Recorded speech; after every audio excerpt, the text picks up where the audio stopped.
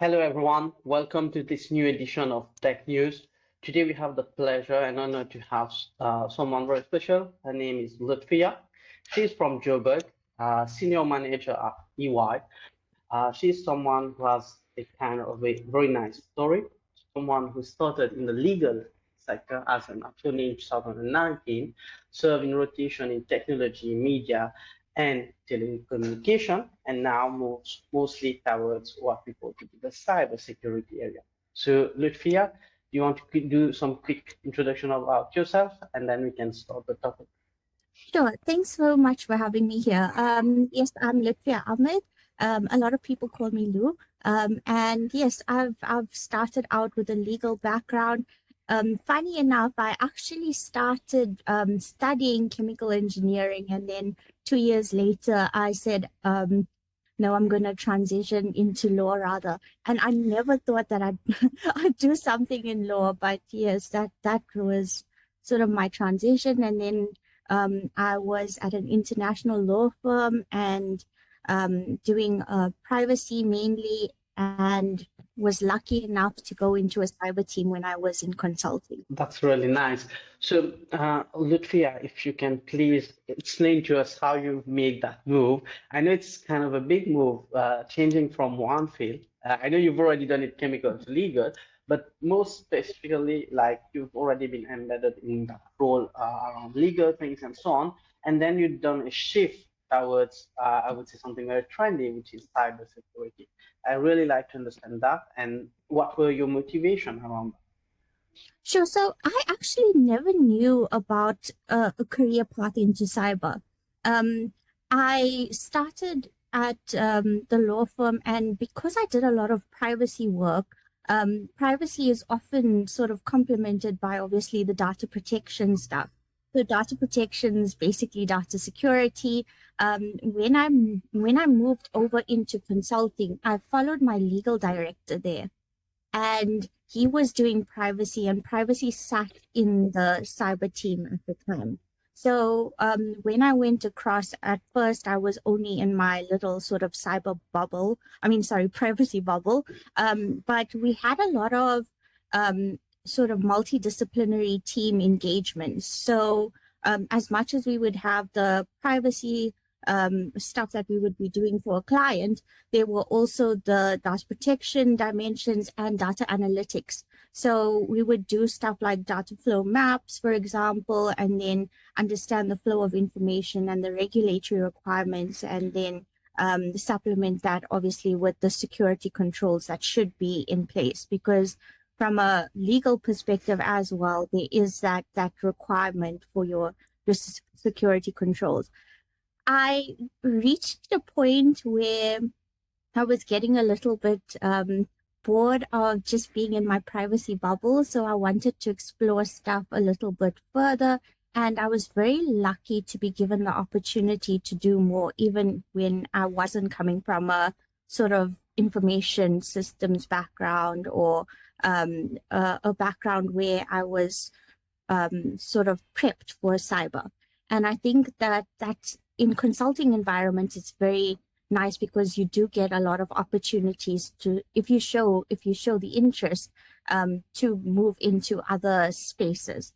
So I feel like I had a lot of option and a lot of opportunity, and I think I also showed a lot of interest in it. So when I'm putting up my hand, sometimes I'm not always going to be the first choice because of my legal background, but yeah, I think I just got lucky, honestly.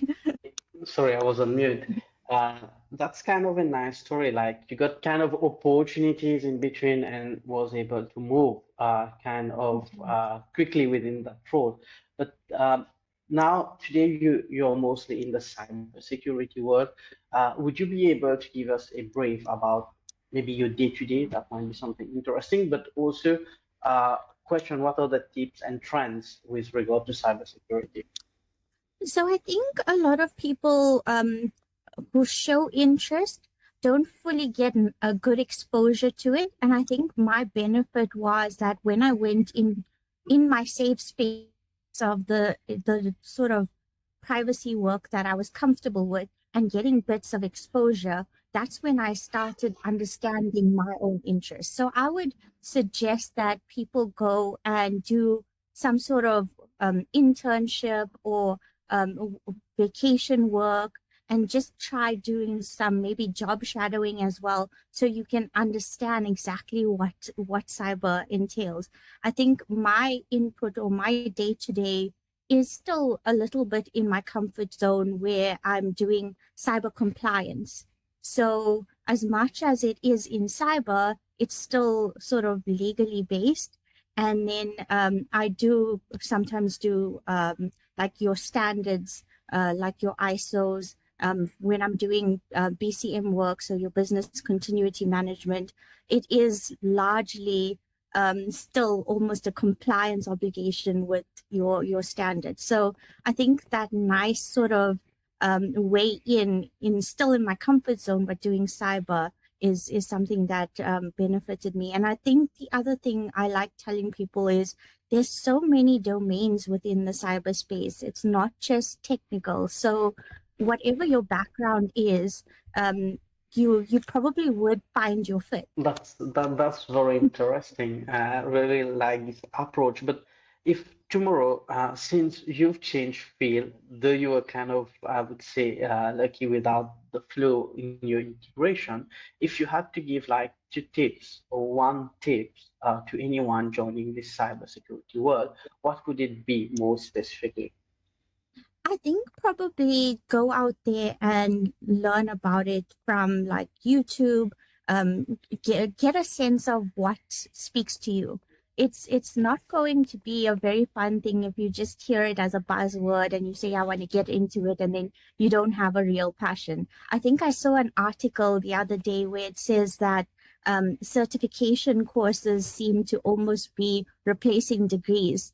And I thought, wow, well, actually, we do have access to so much more information and so much more resources that you could go and do a certification for a lot less money than a degree. But then at the same time, we go to universities and we study for 3, 4 years, and then we are 10 years into our careers and things have completely changed. So cyber's continuous learning. I think that's also probably why, even if I have a legal background, coming into the field, there's access to so much of information and learning, and things are so dynamic. And I think just that puts you at a advantage. So I think soft skills, focus on that as well. Especially in cyber, again, everything's constantly changing. Trends are changing. You need to make sure that you're sort of keeping up with that pace to meet the cyber obligations. And there's so much in the news as well. So, yeah, So maybe, definitely. sorry, I can add something quickly, because I'm always thinking about getting certifications, talking to friends, and so on and so forth. Is there any particular certification you would personally recommend for cybersecurity? So I know I did the ISC squared certified in cyber, and I think getting those well-recognized certifications to put on your CV as someone starting out is very good. But I also like using a lot of the free resources. I think I use Allison quite a bit. You can there's a lot of good content to study from, and at the end of the course, if you do want to pay for a certificate, you do have that option as well. So paid certs are nice for recognition and putting on your CV, but for actual practical learning, it's nice to go out and use YouTube and well, I use Allison a lot.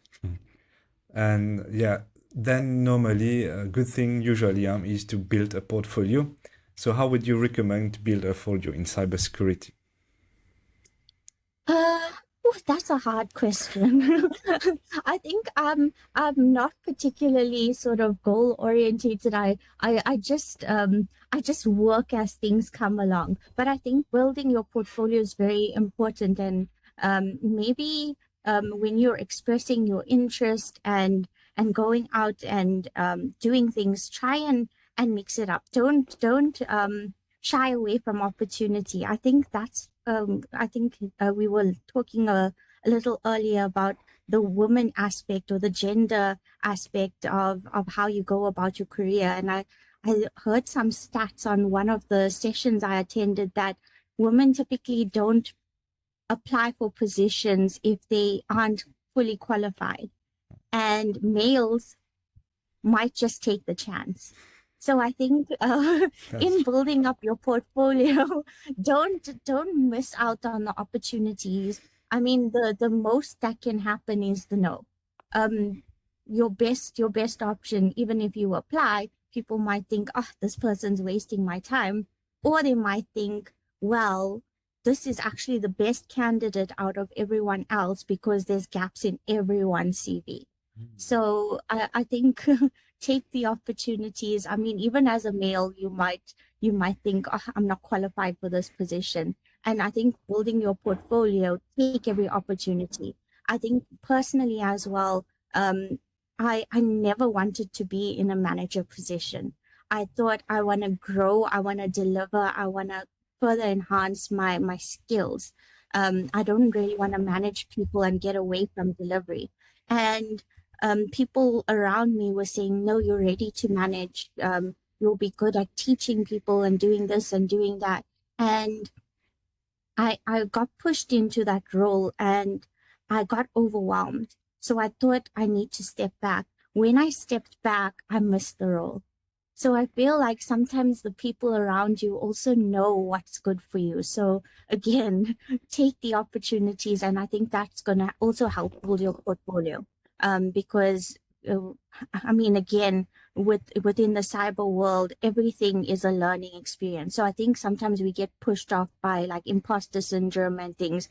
I mean, I feel very much an imposter being a lawyer in cyber, but I think my experience has grown so much that I'm comfortable. I'm okay with not knowing, but finding out. I think I'd never want to stay in that position of just not knowing at all. Sorry, I did a very roundabout answer to your very difficult question. No, it's good. It's fine. It's good for me. Hidayat, you can continue. Cool. No, that's all on my side. I don't know, Lutfiyyah, if you have any question or anything from your side. No, I just think cyber's a big space. I think there's a place for everyone. I never realized it, and I think personally I want to expose more and more people to the cyber career path because it's really an exciting field. That's really nice. Thanks. Thanks, and thanks everyone for being here. Thank you, everyone. Bye-bye. Thank you so much.